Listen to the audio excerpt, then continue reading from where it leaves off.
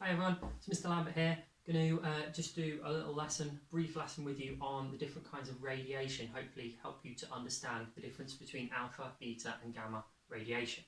Okay, can be a little bit tricky, so I'm going to share with you a model which I was taught quite recently, which I thought was really, really good. I've had to substitute in some of the equipment, but it still worked well. Okay, so our three kinds of radiation are alpha. Okay, alpha radiation, alpha particles are basically helium nuclei.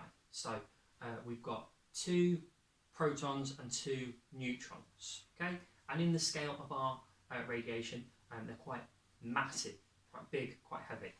Okay, so I'm using balls of plasticine to represent my alpha particles.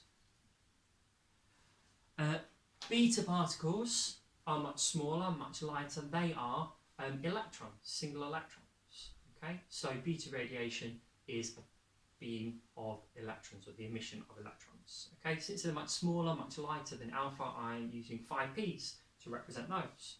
Okay, so beta, 5p. Gamma radiation, the third kind, is not matter. Okay, it's part of the electromagnetic spectrum. So it has no mass, it's a beam of energy. So for that, I'm going to use something else from the electromagnetic spectrum, which is light. Okay, so I've got a torch to represent my gamma. Right, so you can see where it's going. On the table, you can see the path that it's taking. Okay, so that's going to be my gamma radiation.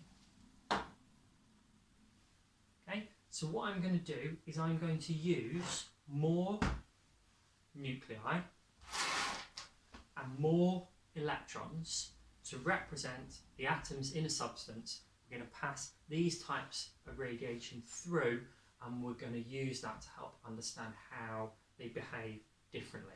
So first thing I need to do is I need to set these up in formation to show my atoms. Okay, so a bit of magic to help me do that, save me a bit of time. Okay, 3, 2, 1, and there we go. So I've got my alpha and beta particles laid out to model a substance that the radiation is going to pass through. Since beta particles are electrons and they orbit the nuclei, they are resting on top of the alpha particles, so these represent the atoms in my substance. And what I'm going to do is, in turn, we're going to use the 3 different kinds of radiation to pass through the substance and see what happens. So the first one we're going to use is alpha radiation, okay, an alpha particle. Now we say alpha particles are highly ionizing but have a low penetrating power. That means basically you can stop alpha radiation with a sheet of paper or 30 centimetre gap, but if it does pass through things, it can do a lot of damage, highly ionizing. So we're going to see what that means, and we're going to pass the alpha particle through the substance and see what happens. Okay, here's our alpha particle. Okay, so our alpha particle is highly ionizing because when it hits those atoms, it will ionize them. It knocks the electron off them, turns it from an atom into an ion. But it's got low penetrating power because it didn't get very far into the substance. Okay, let's try again with our beta. Okay, ready? Our beta particle has not affected any of those atoms. Okay, it's very, very weakly ionizing, but it's got all the way to here.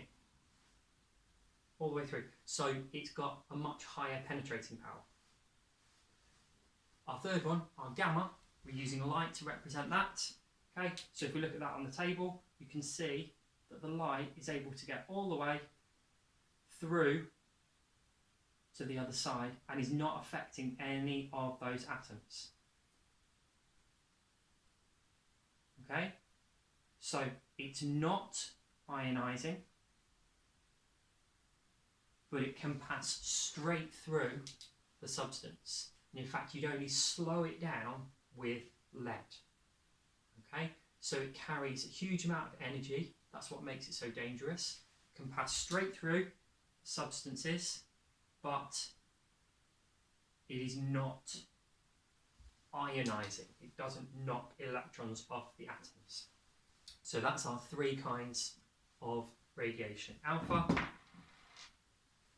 beta, gamma. Hope that helps you understand the three kinds of radiation. Okay, I'll see you soon.